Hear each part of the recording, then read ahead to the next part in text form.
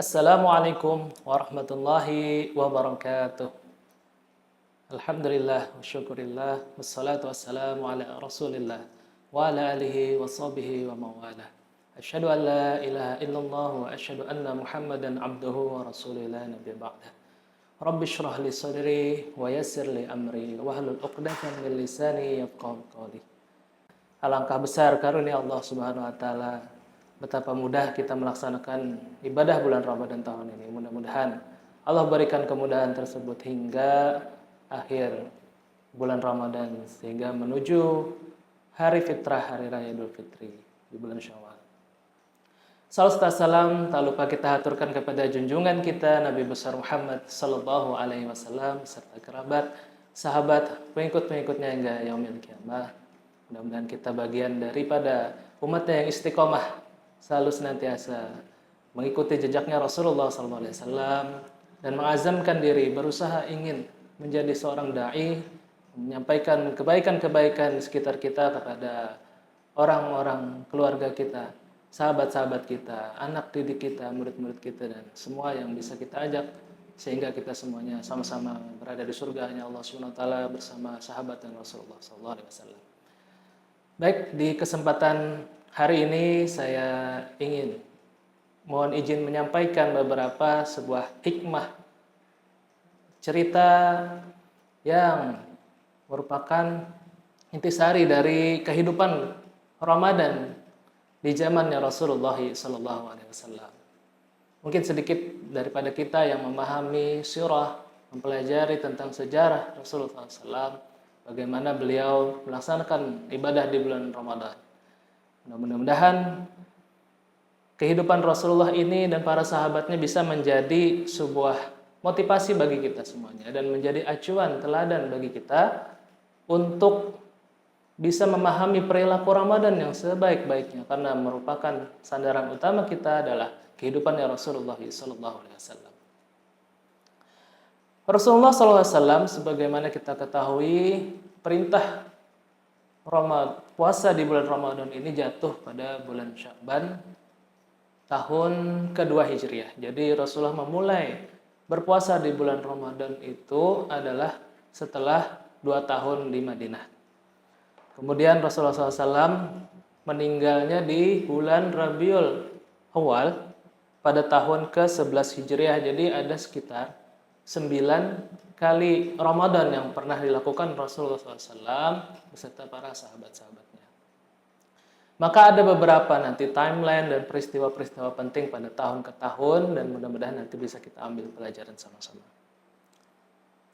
Pada tahun-tahun pertama perintah puasa di bulan Ramadan serta ibadah di bulan Ramadan ini, Rasulullah SAW itu banyak memberikan contoh-contoh sosial, ya, di mana menurut hadis riwayat Ahmad, Rasulullah SAW pernah didatangi oleh Jibril setiap hari di bulan Ramadan.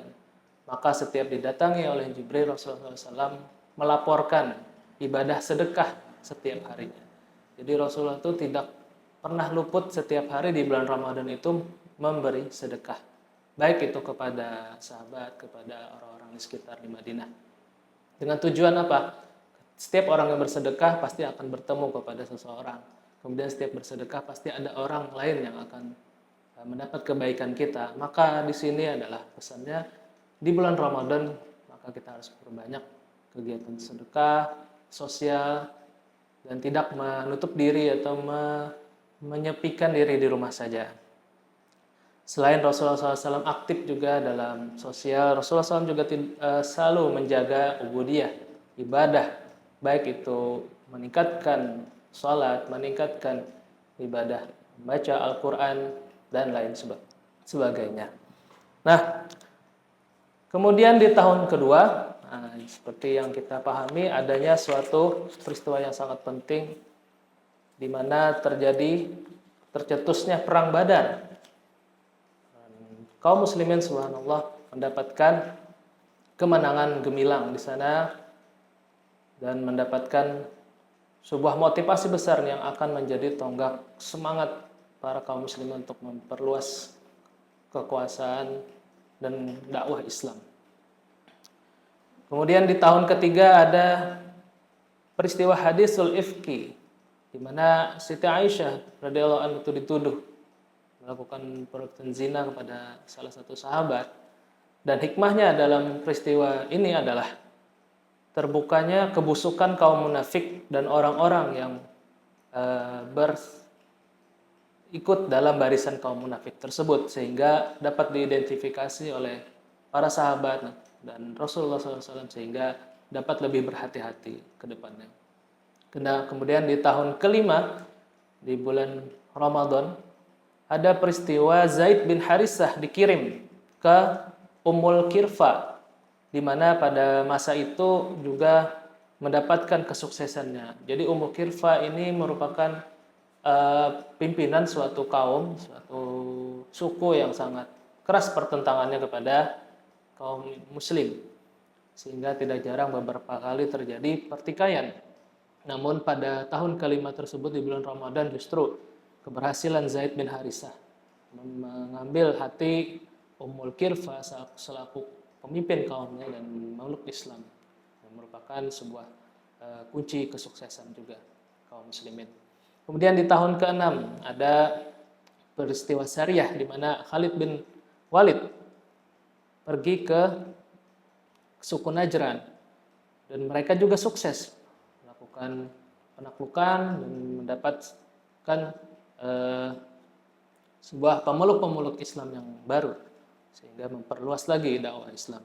Kemudian yang paling luar biasa, di tahun ke-7 Ramadan terjadi Fathul Mekah atau penaklukan Mekah, di mana Mekah sendiri adalah suatu medan bersejarah Islam pertama kali didakwahkan secara terang-terangan, kemudian juga harus ditinggalkan oleh Rasulullah dan para sahabatnya ke Madinah, dan pada tahun ke-7 tersebut dapat ditaklukkan, sehingga kemenangan besarlah bagi para kaum muslimin, bisa kembali ke kampung halaman, bisa mengajak para keluarga dan semua, bahkan orang-orang yang dulu menentang Islam, termasuk Sofyan, Ikrimah, dan kawan-kawan, mereka memeluk Islam.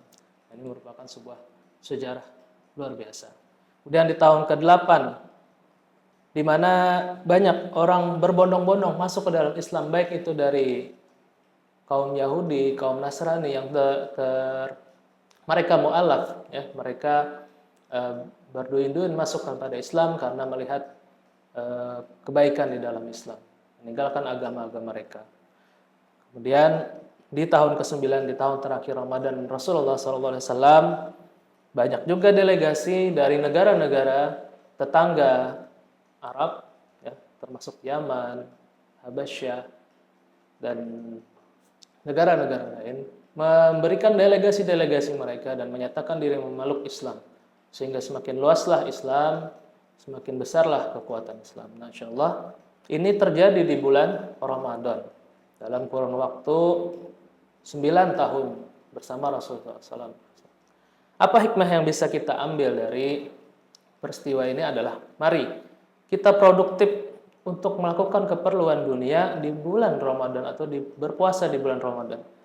Karena tidak akan menjadi alasan bagi kita di bulan Ramadan ini menjadi bulan yang untuk menyepi atau bulan yang kosong, bulan yang tanpa produktivitas. Karena Rasulullah SAW dan para sahabatnya memberi contoh betapa banyaknya peristiwa-peristiwa besar yang dialami oleh mereka. Mereka berpuasa dan mereka juga melakukan perang.